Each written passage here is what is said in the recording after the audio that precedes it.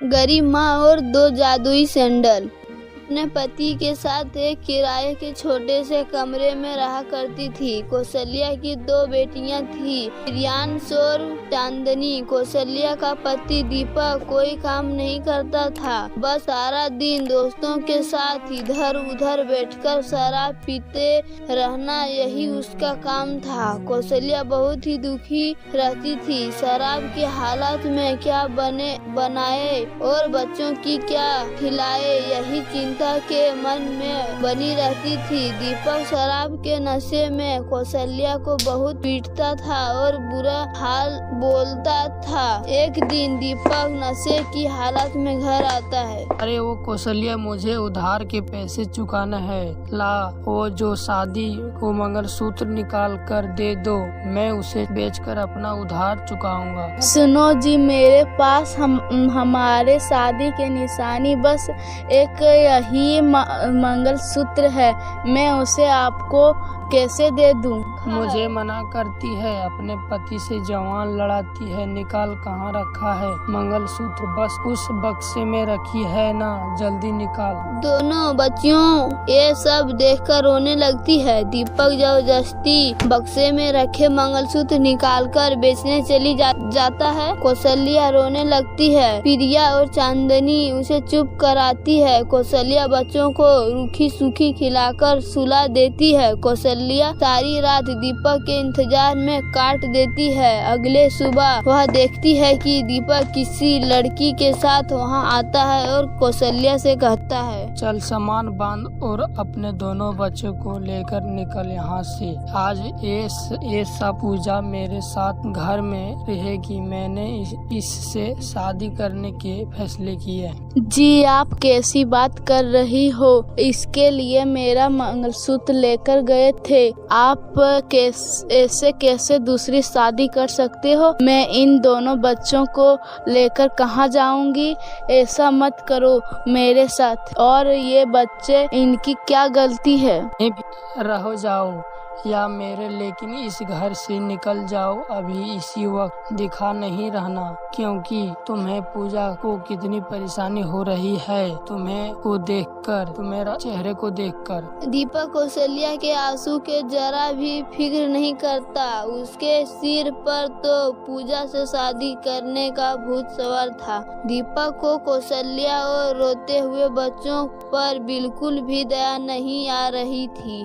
कौशल्या उस वक्त जीवन के कठिनाइयों में फंसी हुई एक गरीब और बेसहारा माँ थी। एक गरीब माँ का संघर्ष पता नहीं कौशल्या और उसके बच्चों को किस रास्ते ले जाएगा। ये जाने बिना कौशल्या बच्चों को लेकर निकल पड़ी। प्रिया और चांदनी सुबह से भूखी थी।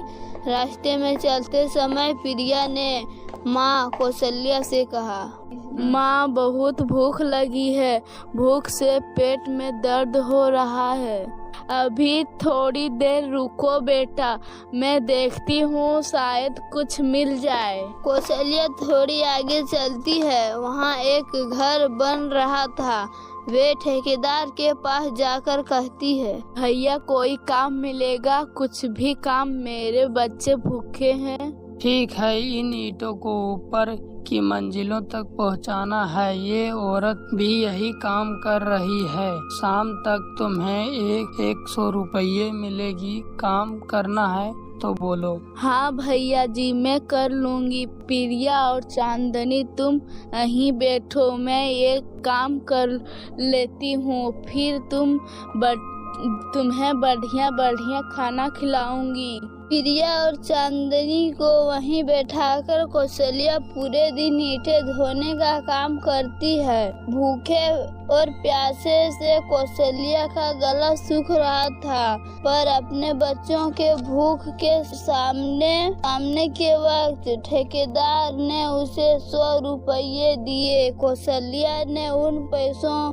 में से कुछ पैसों से एक ढाबे से रोटी और सब्जी खरीद कर अपने बच्चों को खिलाया। कौशल्या के पास रात गुजारने का जगह नहीं था, इसलिए बस पकड़कर वे अपने भाई के घर चली जाती है। कौशल्या अपने भाई के घर पहुंचते ही और सारे बात बताती है। कौशल्या का भाई विनोद अपनी पत्नी और एक बेटी के साथ रहता था। विनोद के पत्नी कमरे में ले जाकर विनोद से कहती है, देखो जी, ये तुम्हारी बहन यहाँ नहीं रह सकती है।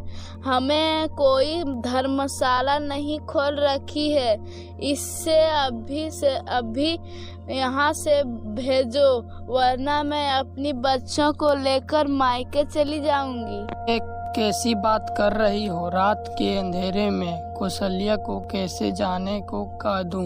सुबह होने दो, फिर मैं उसे बात करता हूँ। कौशल्या ये सब सुन लेती है और वे रो पड़ती है।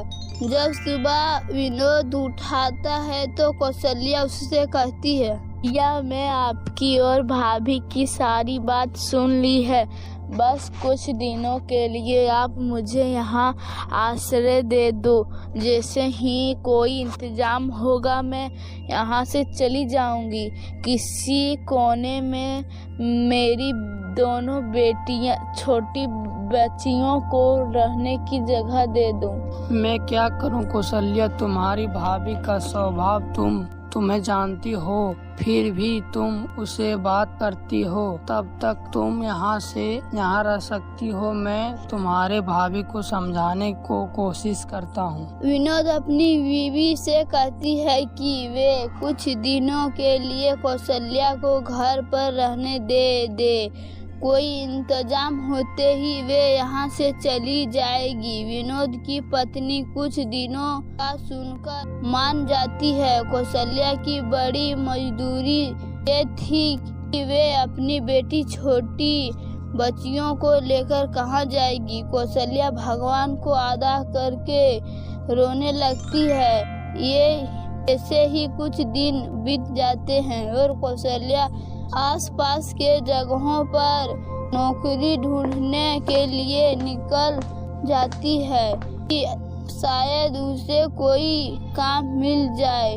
कौशल्या के पीछे से विनोद के पत्नी उसके दोनों बच्चों पर बहुत अत्याचार करती थी, बिना फालतू में मारती रहती थी। इसी तरह आज जब कौशल्या काम ढूंढने चली गई थी तो विनोद के पत्नी दोनों बच्चों को मारकर घर से बाहर निकाल दिया। दोनों बच्चियां उसे जगह पर अनजान थी। वे इधर उधर भटकने लगती है। भटक कर वे रास्ता भटक सड़क के किनारे बैठ जाती है। तभी वहां से कौशल्या गुजर रही थी। वे अपने दोनों बच्चियों को यूं सड़क के किनारे बैठा देखकर हैरान हो जाती है। तुम दोनों यहाँ कैसे आ गई? हाँ माँ, मामा ने हमें दोनों को घर से बाहर निकाल दिया और बहुत मारा। इतना सुनने के बाद कौशल्या की अपनी भाई के जाने की हिम्मत नहीं होती। वे वहीं बैठकर जाती है। धीरे धीरे रात होने लगती है। तभी चांदनी कहती है, माँ हम यहाँ क्यों बैठे हैं? क्योंकि बेटी हमारे पास रहने के लिए कोई जगह नहीं है। हाँ तुम्हें पता है, कल मामी टीवी देख रही थी।